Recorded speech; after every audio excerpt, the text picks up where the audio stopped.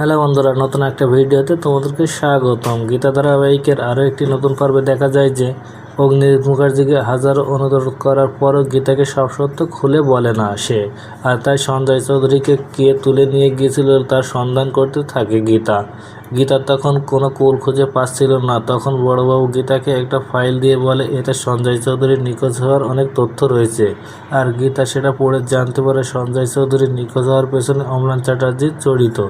গীতা বড়বাবুকে সাথে নিয়ে চলে যায় অম্লান চ্যাটার্জির বাড়িতে, আর তাকে জিজ্ঞাসা করলে প্রথমে সত্য কথা বলতে রাজি হয় না অম্লান চ্যাটার্জি, কিন্তু থানার পুলিশ অফিসার বিদ্যুৎ ঢালি তাকে চাপ দিলে সব সত্য কথা বলে দেয় অম্লান চ্যাটার্জিকে গীতা বলে, বিশ্বাস করো আমি কোনো অন্যায় করিনি, যা করেছে ওই ধীমান সেন আর অগ্নিজিৎ মুখার্জিই করেছে, আর ওদের সাথে ছিল কিরণকান্তি ব্যানার্জি।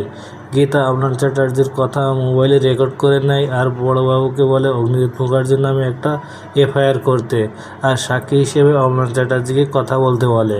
তাহলে কি এবার গীতার দেওয়া মামলায় অ্যারেস্ট হয়ে আদালতে সব সত্য স্বীকার করবে অগ্নিজিৎ মুখার্জি? বন্ধুরা, কী ঘটতে চলেছে গল্পে এবার জানতে হলে আমাদের সাথেই থাকুন। ধন্যবাদ।